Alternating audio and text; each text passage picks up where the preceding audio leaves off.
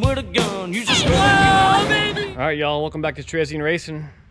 You guys want to know what broke down the hobby stock? Well, it was the damn transponder. Now that's relocated down here by Eric. But what happened was at the track, I had to install the transponder real quick. Didn't have any wire besides a little bit of wire that was coming off the transponder, so I had to go close to my fuse block here. Long story short, I was rushing. I forgot that it's got to point downward, not straight ahead. And would you know it, where it was pointed at was pointed straight at the distributor. Now, I don't know how that was causing it to have no spark, but when I unplugged it, it fired right up, had all the spark in the world. I've seen weirder stuff before, but that's pretty weird. Anyways, I'm moving on. We had a little bit of an axle leak. Well, I guess axle seal leak, if you will. I got an inner axle seal that's way in there, and for whatever reason it's leaking. So I just got the seal right now from O'Reilly's. I had to do like a bunch of measuring and perusing the internet to find the right seal, but this is a seal I'm going to try to install right here, and if it fits, then we're going to go racing today. But I need to knock it in somehow, and the only thing I can find that's about the right size, just a little bit smaller than the seal, is an engine stand, I guess little hub part right here. So I'm going to see if I can smack that in real quick. All right, in case anybody was wondering, it's a national seal, and the part number was 471835. Got that installed, and then I had to use about 6 cans of brake clean to clean off all the gear oil that was on the rotor, so we're ready to go now. All right, we made it. Yep. Antioch Speedway, take 2. Got the axle sealed in. Car is back together, it's running, it got spark. Eric's in it right now, trying to get all seat belted in because we're about to go mud packing. And yeah, hopefully it runs good this time. Woo! It will. Olivia just sweeped out the whole entire trailer again. Sweeped everything. It looks beautiful. Nice and clean. Eric's in the car. Look at my handsome man. Not racing. Just riding shotgun today. Okay, bye.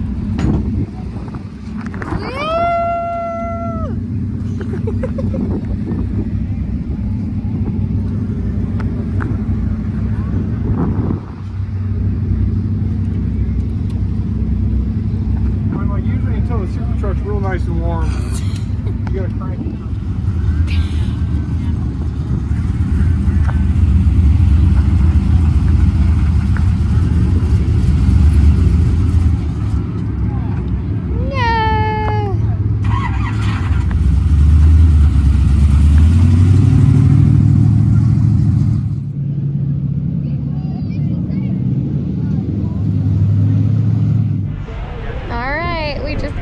From mud packing. Eric, I'm waiting until you get out of the car. How'd that feel? Like slippery? And slippery. I got stuck in the mud once and then stuck in the mud again once I tried to get out of the mud. Yeah. Yeah, it's fine. You learn. Hey, babes. First time mud packing. Everybody's got to learn. Yeah, see, this is why I don't want to do it. It was pretty heavy out there for a beginner like that, so no, it was not all very... Eric's fault. I mean, that was probably, I guess, I don't know, that's like 80% as far as like the worst I've ever seen out there, as far as being just wet and super muddy, and he was having trouble keeping his speed up, and that's what got us stuck a couple times. Did you take video of it? No. No, you didn't? No. Oh, okay, we got stuck a couple times. Yeah. Like 2 or 3 times. Okay, despite it being super muddy and soupy and nasty out there, there's not much mud. Eric did the little mud flaps and it actually caught a lot of mud. See? Not a lot of mess. It's magic. It's magic.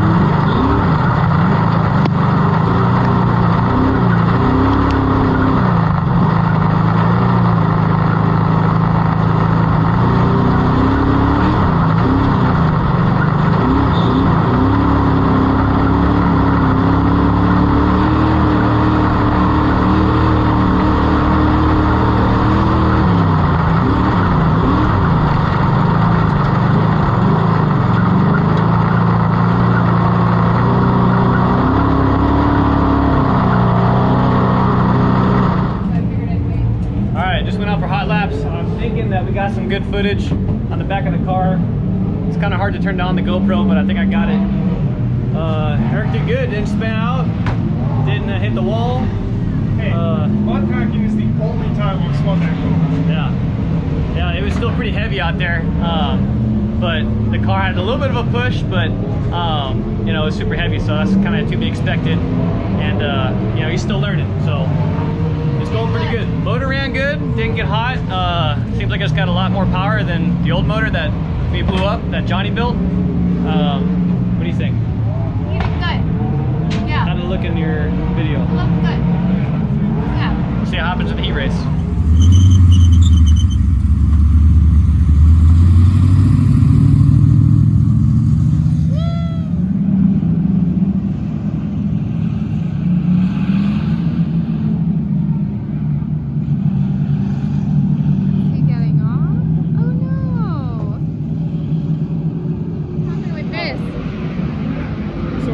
Staging, shut it off, and they wanted us to roll forward because heat tube went out, and we tried to fire it up, and it started momentarily, and there was loud knocking noise coming from the top end of the engine. Oh no.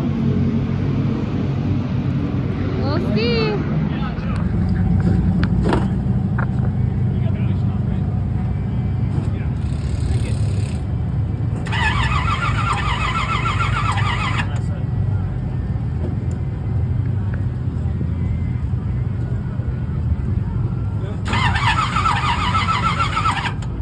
He listens with a screwdriver.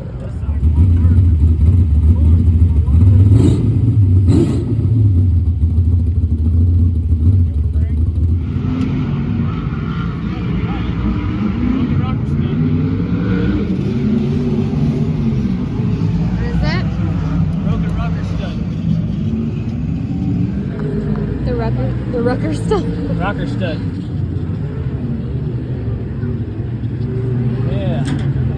I don't think I got one of those. Oh no. I think that's pushing it. Figure it out. To try to get all that done. If I can find a rocker stud. Well, we gotta find oil too. The rocker stud broke off is what happened. Yep. Why are you laughing? Of course I'm videoing. Have you told him what happened? What? Have you told him what happened? So the rocker stud, I was gonna say cuff. The rocker stud broke. Snapped right in half. Snapped right in half. And Ryan did something. He was shaving off something.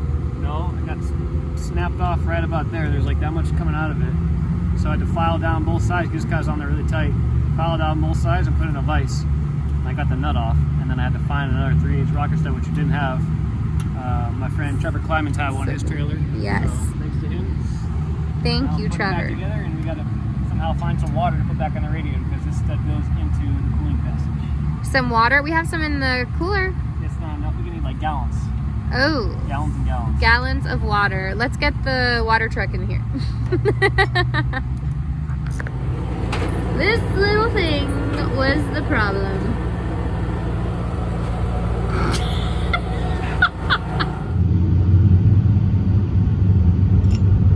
The push rod came out of the lifter, so he's fixing it right now. In case if anyone was wondering. It's good. Hopefully that freaking lifter is still in this board. You want your streamlight? Yeah. Oh yeah, it's still in there. Holy shit! Whoa! That thing is wadded up. What? That sucks. I'm sorry.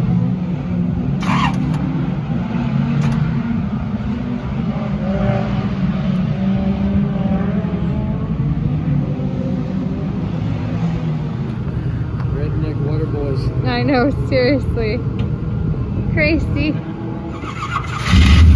Nice.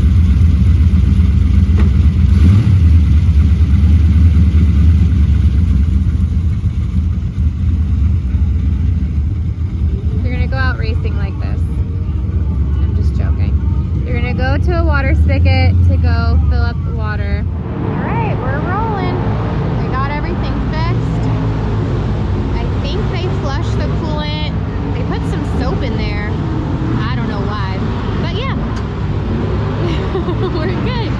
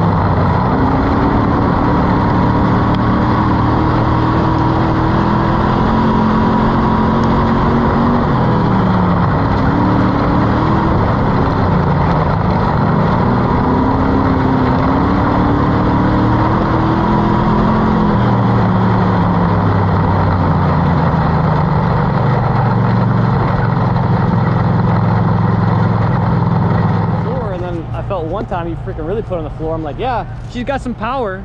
All right, first race complete. Made all 20 laps. Didn't make a heat race, and apparently we're smoking pretty bad.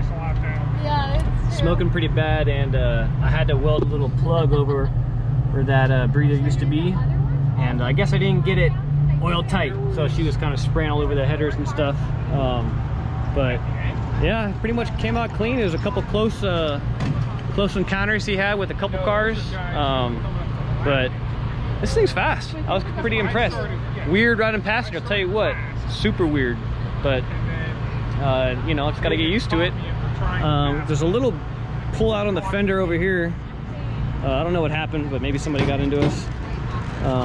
But yeah, it was so good, I guess, second maiden voyage. But the motor ran good. It didn't get over 170 all night long.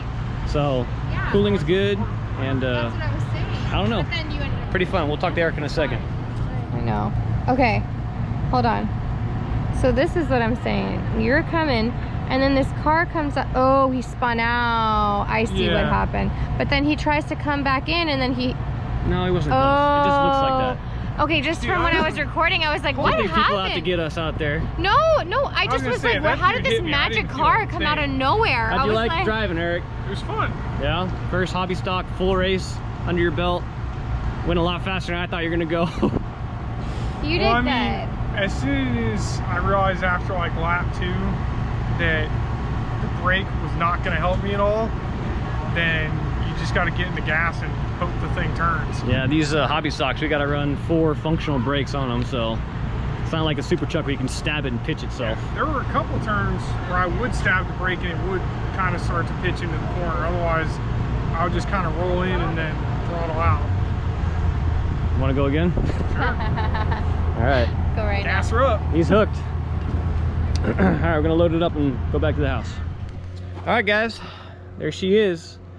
I just got done putting the video together, and I just realized that there's probably a couple questions you guys might have. And if you do have a question about the night, drop a comment, ask whatever you want. But I know that for sure, one of the questions is gonna be about the soap. What was the soap about? No, we did not flush the radiator and the cooling system out with soap. What we did is we put soap back into the radiator. So when we dropped all the water out, so I could replace the rocker stud, we had just water at the track to put back in it.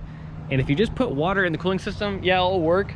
But an old racer taught me that if you put soap in with the water, it's way better, because if you guys ever have boiled water in a stove, you know, in a pot, before it starts boiling, you see all that layer of small bubbles coating the pan or the pot or whatever you guys are using. And basically adding soap to the water, it reduces that bubble density a great bit. So you get a whole lot more surface contact from the water to the actual metal, and it'll pull more heat out. What it also does is it also helps lubricate your water pump seal. So I learned that a long time ago from a racer named Olin Crane back in Orland Speedway. When I first cut my teeth racing, my first 10 races were probably at Orland Speedway. No, I think I had probably, my first season I probably had 8 races at Orland Speedway and maybe 2 races at Silver Dollar Speedway in Chico. But basically, Orland Speedway is the track that I cut my teeth on. And it's a small little 1/5 bull ring. It's currently closed down, which kind of sucks, but Olin was always there, and Olin was a Ford master mechanic. And back when I was 20 years old, just starting racing out, you know, I didn't know a whole lot about much, right? And so you ask people around the track questions, and you get about a million different answers. But I always knew that I could always trust Olin Crane, because he was one of us. You know, he was a mechanic. He knew what he was doing because he was in the industry. And so we lost Olin in 2020, unfortunately, to I think some type of cancer or organ failure. Whatever the deal was, Olin was a great guy, and he is to date the only person to ever let me drive his race car for a race. And unfortunately, the race that he let me drive his car at, it got rained out, and he actually passed away shortly after that. But it's just the thought that counts, and I appreciate Olin. But yeah, that's where I learned the whole soap thing from, and it worked good because the radiator didn't get over 170 degrees, which is great.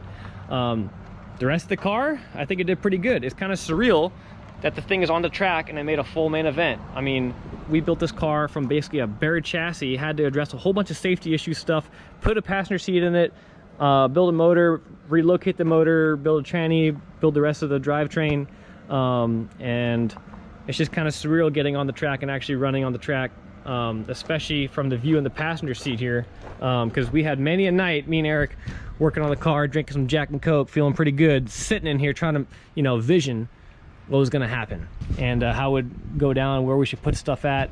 And yeah, it's just cool to get on the track, and it actually was like an in-car kind of like coming to freaking Jesus moment for me. I was like, man, this is actually happening, you know, sitting in the car going on the track.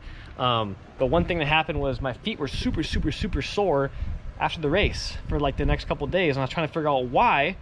And it was like right in the arch of my foot on both my feet. It was hurting so bad. And I was like, I've never had a problem with my feet before. Well, check this out. I guess I put this this bar down here so I could put my feet on it, and I guess I was just pushing on that bar super hard, just I guess nervous in the car or whatever.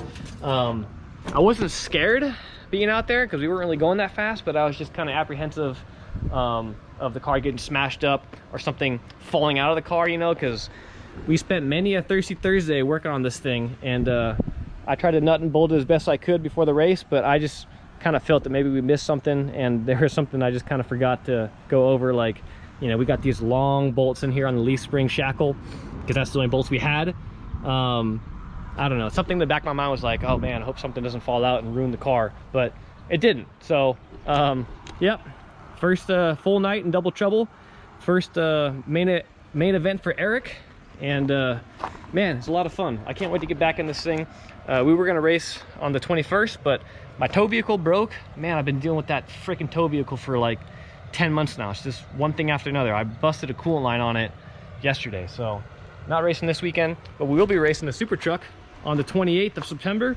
It's gonna be a big money race, $1,200 to win at Antioch Speedway. And I've already been in the motor a little bit in the last couple weeks and stuff, but I'll let you guys see that in the next video. So yeah, you guys stay tuned for the next race in the super truck, where we're actually gonna go fast again. And here is the Rollin' with Olin Crane number 28 sticker that they had at his funeral. So if any of my Northern California friends has any more of those stickers or know where I can get some more of those stickers, let me know, because I'd like to put one on the hobby stock, and quite frankly, I'd like to put one on the rest of my race cars for the rest of my life, because Olin taught me a lot back in the day, and I learned just a ton from him. So that being said, guys, you guys remember, if it's bent, it ain't broken. If you're a 90%er and you put together cars like that, you know, doing 90% of the work, give us a subscribe, all right? That's what we do here. So if it's bent, it ain't broken. We'll see you guys here next time.